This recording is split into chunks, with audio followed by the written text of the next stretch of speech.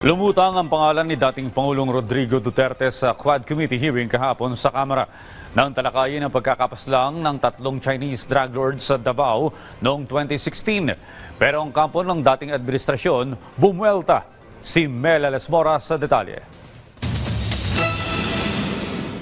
Sa ikalimang pagdinig ng House Quad Committee, ibinunyag ng dating warden ng Davao Prison and Penal Farm na si Bureau of Corrections Senior Superintendent Gerardo Padilla ang umano'y pakikipag-usap niya kay dating Pangulong Rodrigo Duterte. Yan ay kaugnay sa pamamaslang sa tatlong Chinese drug lords sa Davao Prison noong 2016. Sa kanyang testimonya, kinumpirma ni Padilla ang naging pahayag ng inmate na si Leopoldo Tan Jr. Si Tan ang nagsabing inutusan umano sila ni dating Pangulong Duterte para patumbahin ang tatlong drug lords sa kulungan. Pinapatutuhanan ko ang sinabi ni Tata na nung papunta kami sa investigation section ay tumunog ang cellphone ko at ito ay sinagot ko.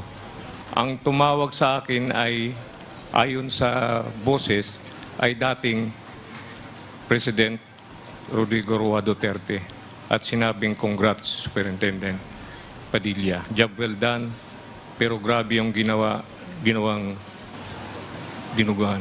Maging si dating PCSO General Manager at retired Police Colonel Royina Garma, idinadawit din sa issue ng pagpatay sa Chinese drug lords. Pero mariin niyang itinanggi ang paratang. Binusisi naman ng mga kongresista ang iba pang issue na iniuugnay kay Garma. Kasama na rito ang pagiging malapit niya kay Duterte na dahilan ng kanyang pagkaka-appoint sa PCSO. Depensa naman ni Garma. Dalawa lang po ang trabaho ng PCSO, kako nga po. Lottery and charity. And I have this passion on charity. When I was with the PNP, marami po ako community relation activity at nakaka-relate po ako sa mga activities. Yun po yung nakita ko na sabi ko, kaya ko yung trabaho, Mr. Chair.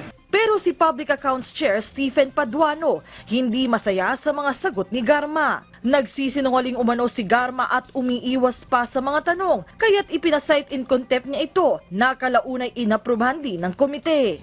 Bago matapos ang talakayan, hinimok pa ni Garma ang komite na baguhin ang kanilang pasya. Pero walang nangyari at tuluyan siyang ikinulong sa loob ng batasang pambansa. I'm not lying.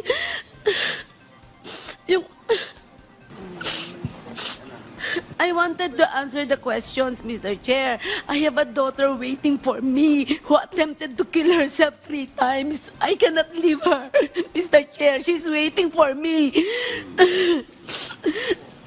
She attempted 3 times, Mr. Chair. That's why I cannot leave her.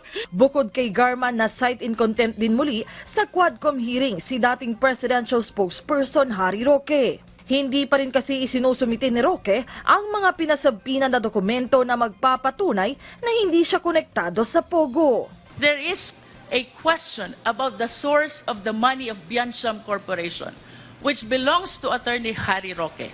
And following his question, if he will not be able to prove the legal and valid source of this sudden increase of assets of Biancham, then there is a reasonable ground to believe that indeed he is connected with Pogo operation and this money possibly came from the Pogo operation. Mr. Chair, as extensively discussed by Congressman Luis Ro, stating the grounds why we are in the right as far as our requests for him to submit these documents and his continued refusal to submit these documents to this Quad Committee, Mr. Chair. I move, Mr. Chair, that we hold Harry Roque in contempt, Attorney Harry Roque in contempt for refusing to submit the document subject of the subpoena de Sustecom and of which he has manifested that he was going to submit to this committee, Mr. Chair. I so move, Mr. Chair. Sa isang panayam ng media, muling itinanggi ni Roque na may koneksyon siya sa Pogo. Gate niya, hindi na siya kailanman dadalo pa sa Quadcom hearings. Iakyat din daw niya sa Korte Suprema ang mga hakbang ng Quadcom. Dumipensa rin siya para kay dating Pangulong Duterte. Malinaw naman sa tingin ko sa buong bayan na ang nangyayari dito sa Quadcom ay hindi investigasyon. Ito isang witch hunt. Ito isang kangaroo court. Mula nang binuo nila ito, ang kanilang pakay lang ay sirain ng mga Duterte at ang kanilang mga alyado. At ako na nga yung alyadong yun. No? Sa mga susunod na araw, inaasang ipagpapatuloy pa ng Quad Committee ang kanilang mga pagdinig para mapalabas ang katotohanan sa iba't ibang issue na kanilang iniimbestigahan. Melales Moras para sa Pambansang TV sa Bagong Pilipinas.